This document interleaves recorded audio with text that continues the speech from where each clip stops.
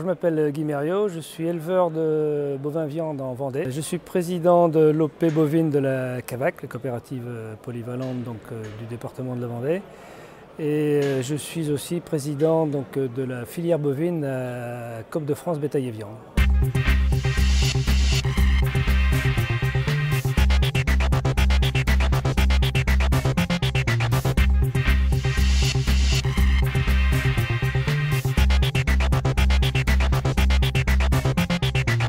Alors, j'ai été invité aujourd'hui, je pense, en tant que représentant de la filière bovine à Coop de France, parce que au travers de cette filière,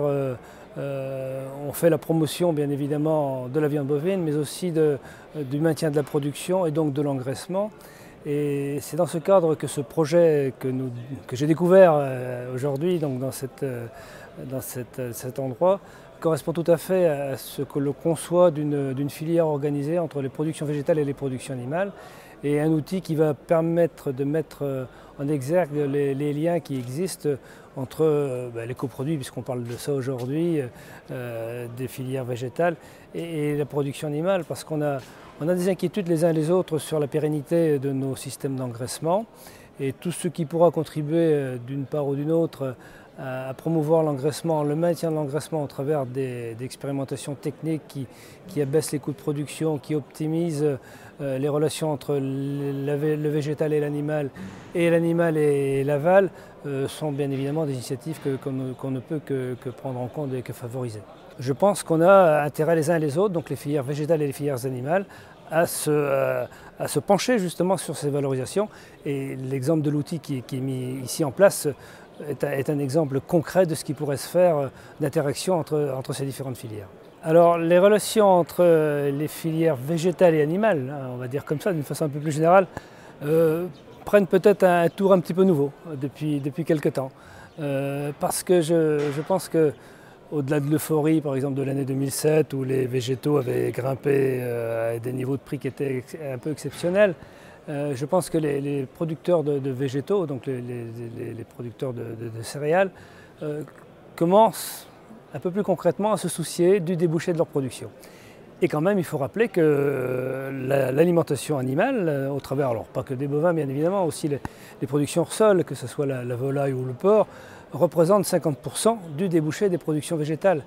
Et je trouve que c'est de bon augure qu'aujourd'hui les productions végétales, enfin les gens qui s'occupent des productions végétales, se soucient du débouché de leur production au travers d'interactions avec les productions animales. Et là encore, l'exemple de cette installation est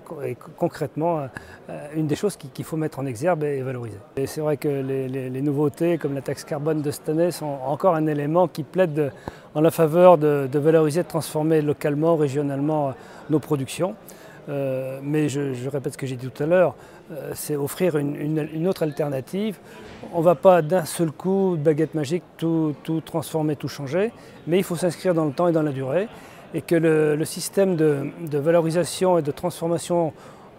dans nos régions, en France, dans notre territoire, des animaux qu'on fait naître, dans le schéma que vous évoquez et dans la question qui est posée, taxe carbone, environnementale, développement durable, etc.,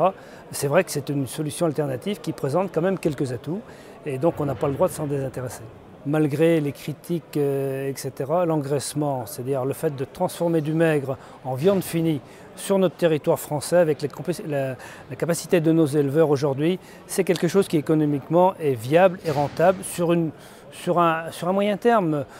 Si on s'attache aux résultats d'une année, on peut avoir une très mauvaise année et les éleveurs remettent en cause. Mais sur une moyenne d'un certain nombre d'années, c'est quelque chose qui apporte un résultat économique aux exploitations. Donc nous, on y croit très fortement, et moi j'y crois personnellement parce que je fais de l'engraissement depuis 20 ans ou 30 ans, donc je vis en partie de ça. Donc j'y crois. Par contre, je voulais simplement souligner le fait que la rentabilité de cette production est aléatoire, elle est fluctuante, soumise aux aléas du marché, du prix du maigre et du prix de l'animal fini, et soumise depuis peu de temps aux gros aléas des prix des matières premières, comme on l'a vu en 2007 par exemple quand les céréales ont flambé. Et donc là on a trois critères, trois éléments qu'il nous faut prendre en compte pour essayer collectivement essayer de sécuriser la rentabilité et le revenu de ces ateliers. Et à Coop de France, on travaille justement à la mise en place à la fois d'indicateurs pour suivre la conjoncture et à la fois aussi la mise en place d'une caisse qui pourrait, pas de façon, disons, structurelle, apporter de l'argent aux éleveurs, parce que ce n'est pas du tout l'idée, il faut que l'économie fasse ses effets, mais de façon conjoncturelle, pouvoir corriger et sécuriser donc, des aléas de conjoncture. Donc c'est le sens dans lequel on travaille, et je pense que, juste une anecdote, ce matin derrière moi il y avait des éleveurs, et quand M. Poulet a parlé de sécurisation, tout ça, spontanément ils ont dit ben voilà, c'est ce qu'il nous faut, il faut qu'on sécurise un petit peu le système.